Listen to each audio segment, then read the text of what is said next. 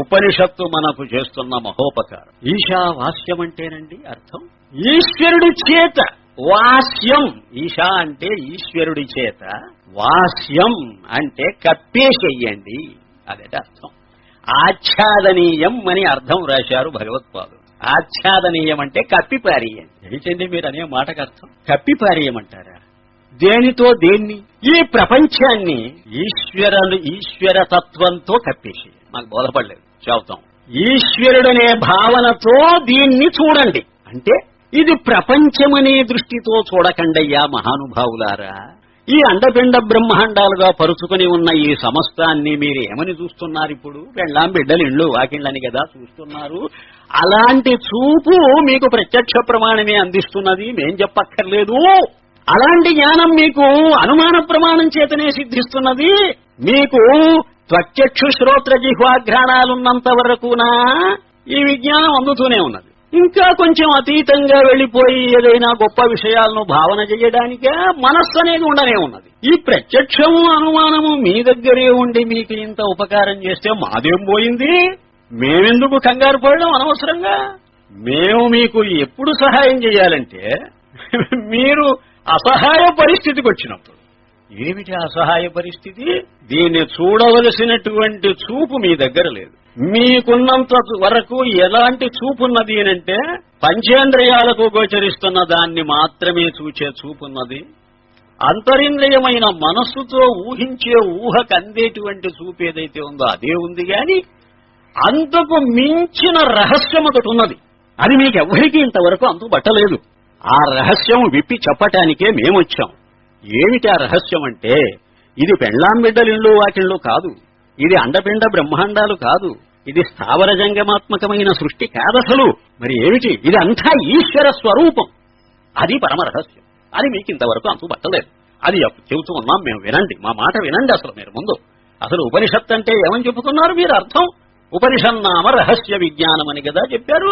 మరి మేమేదో ఒక రహస్యం చెప్పాలి కదా మీకు. ఆ రహస్యం మీకు అంతుబట్టకపోతే మేము చెబుతున్నాం. ఇది ప్రపంచం కాదురా బాబు, ఇది పరమాత్మ.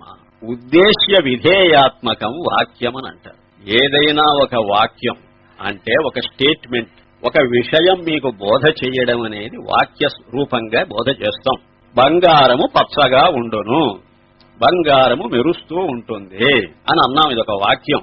ఇందులో బంగారము అనేంత వరకు ఒక విభాగం, అది మెరుస్తూ ఉంటుంది అనేది మరొక విభాగం. ప్రతి వాక్యంలో 2 భాగాలుంటాయి. బాగా వినండి పాయింట్. అందులో మొదటి భాగానికి ఉద్దేశ్యమని పేరు, రెండవ భాగానికి విధేయమని పేరు. ఉద్దేశ్య విధేయాత్మకం వాక్యం. నువ్వు దేన్ని ఉద్దేశించి ఏది చెప్పబోతున్నావో మాకు తెలియదు. నువ్వు దేన్ని ఉద్దేశిస్తున్నావు అని అడిగితే దానికి ఉద్దేశ్యమని పేరు. ఇప్పుడు నువ్వు దేన్ని ఉద్దేశించావు? బంగారము పచ్చగా ఉండును అనేటువంటి వాక్యంలో దేన్ని ఉద్దేశించావు అనగా దేన్ని గురించి నువ్వు చెప్పబోతున్నావు, అది ఉద్దేశ్యం. బంగారం. మరి ఏం చెప్పబోతున్నావు? ఆ బంగారానికి ఏమి విధిస్తున్నావు, అది విధేయం. దీన్ని ఇంగ్లీష్ లో సబ్జెక్టు ప్రెడికేట్ అంటారు. ప్రెడికేట్. అసలు వ్యాకరణంలోనే వేదాంతం ఉంది, బ్రహ్మాండంగా ఉంటుంది. నువ్వు విశ్లేషణ చేస్తే అంతా వేదాంతమేనండి. ఎక్కడున్నావు? టేకన్ ఫర్ గ్రాంటెడ్ గా చూస్తేనేమో రాద్ధాంతం, దాన్ని విచారణ చేసి చూస్తే వేదాంతం. అంతే. అప్పుడు వేదాంతం అవుతుంది. నన్ను అడిగితే వేద ఉన్నదే నీకున్నటువంటి సంసార తాపత్రయం, అది వేద, అది అంతమైపోతుంది. వేదాంతం నువ్వు శ్రవణం చేస్తే వేదాంతం అవ్వాలి. అదే నిజమైన వేదాంతం. బంగారము అనేది అందరికీ తెలిసిందే, కానీ అది ఎలా ఉంటుంది అనే విషయంలో కొందరికి తెలుసు, కొందరికి తెలియదు. అందరికీ తెలిసినటువంటి విషయాన్ని వాడు వర్ణిస్తే అది ఉద్దేశ్యం. దాన్ని గురించి ఏం చెబుతాడో అది విందామనేటువంటి దృష్టితో నువ్వు కూర్చుంటే అది విధేయం. ఈ రెండూ కలిస్తే అనుభవం.